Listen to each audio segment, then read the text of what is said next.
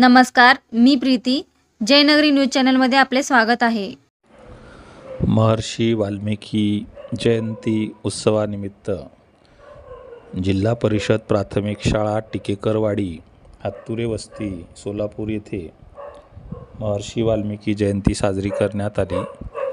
या जयंतीनिमित्त जिल्हा परिषद प्राथमिक शाळेचे मुख्याध्यापक सिद्धराया मलकांना कोळी सर, दिलनाज बशीर अहमद बिजली मॅडम तसेच मनीषा रामकृष्ण इंगवले मॅडम, श्रीमती सुवर्णा श्रीधर भोसले मॅडम यांची प्रमुख उपस्थिती होती.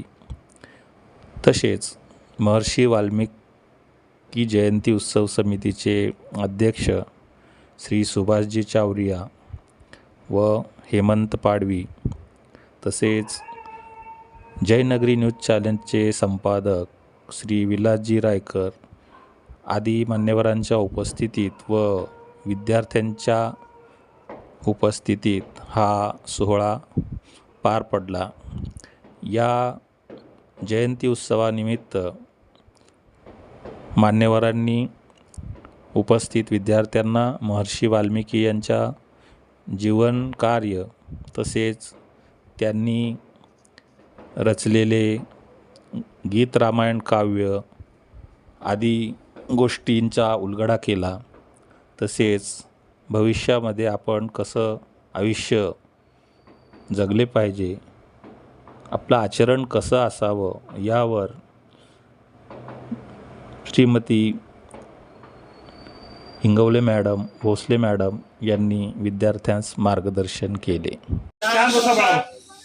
गीत रामायणाचे शिल्पकार ज्यांनी गीत रामायण लिहिलेलं आहे असे हे महान वाल्मिकी ऋषी यांची आपण जयंती साजरी करत आहोत. आणि या जयंती साजरी करण्यामागे आमचे प्रेरक आदरणीय कोळी सर तसेच त्यांचे राज्याचे अध्यक्ष पाडवी साहेब आणि उपस्थित मान्यवर या सर्वांचं पहिल्यांदा मी आमच्या शाळेतर्फे हार्दिक स्वागत करते. आणि मला या प्रसंगी एवढंच म्हणावं वाटतं, दिव्यत्वाची जैत प्रचिती तेथे कर आमुचे जुळती. ज्यांच्याकडे दिव्यत्व आहे असे वाल्मिकी मुनी की परिसराचा परिणाम व्यक्तिमत्वावर होत असतो आणि माणूस जे करत असतो ते सोडून परिवर्तन जे महत्त्वाचं आहे, परिवर्तन करणं, मानवी प्रवृत्ती ही परिवर्तनीय आहे आणि इतकं शून्यातून चांगलं परिवर्तन घडणारं एक उत्तम उदाहरण आहे. एक आदर्श कवी आहेत ते.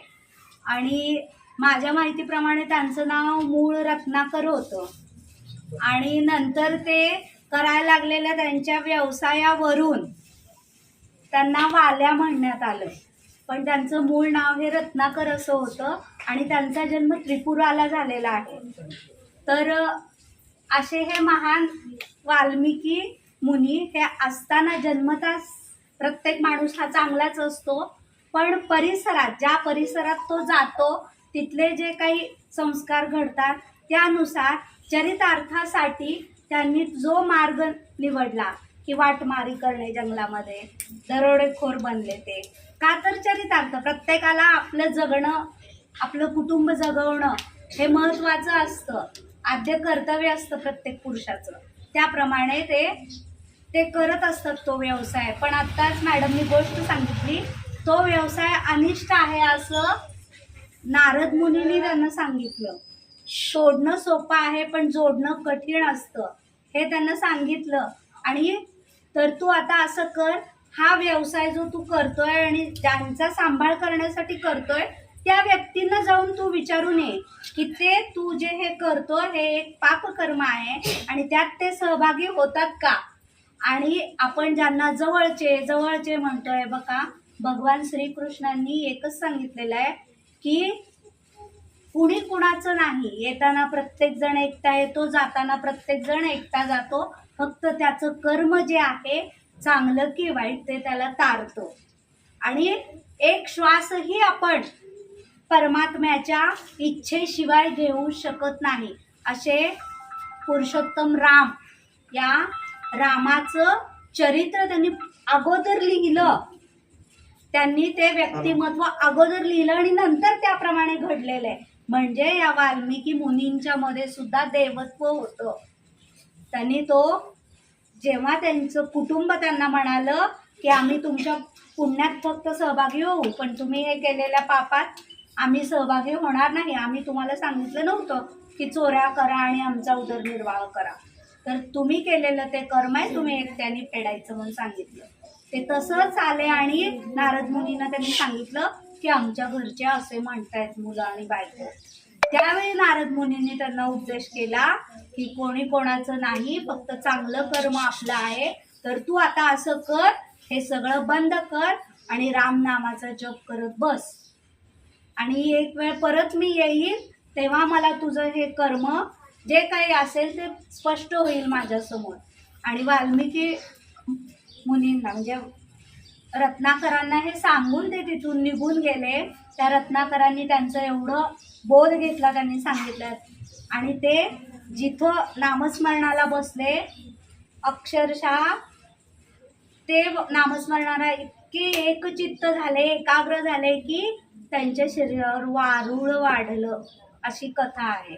आता त्या कथाच आहेत. शेवटी आपण कथा काही लेखक मनानेही लिहितात, पण आपण त्यांचा चांगला गुण एकच घ्यायचा. त्यांनी वाईट कर्म आहे हे त्यांना कुणीतरी समजावून सांगितलं. नारद मुनींनी त्यांना सल्ला दिला, हे वाईट कर्म आहे आणि वाईटात कुणी सहभागी नसतं, एकटा त्या वाईट कर्माचा पापी धनी असतो.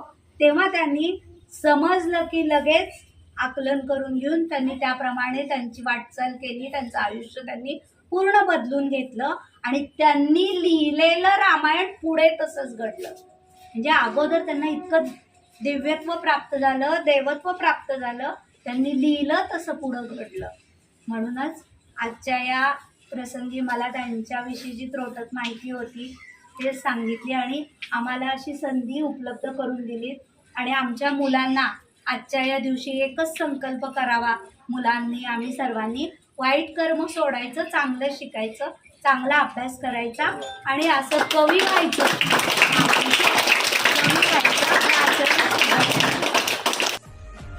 माता रानी के अनेक रूपों की तरह हम लाए हैं आपके लिए अनेक रंगों और अनेक खूबियों का अनुभव। गैलेक्सी पेंट्स के साथ नवरात्रि मनाइए और घर लाइए हमारा लग्जरी इमल्शन पेंट्स, जो दे आपको स्मूथ फिनिशिंग, लग्जरी टच और 100% वॉशेबल और ज्यादा कवरेज। सभी रंगों का राजा गैलेक्सी पेंट्स। गैलेक्सी पेंट्स द्वारा आप सबको नवरात्रि की हार्दिक शुभकामनाएं। अशाच प्रकारे तुमच्या भागातील बातम्या पाहण्यासाठी जयनगरी चॅनलला लाईक करा, सबस्क्राईब करा, बेल आयकॉनला क्लिक करा आणि शेअर करा.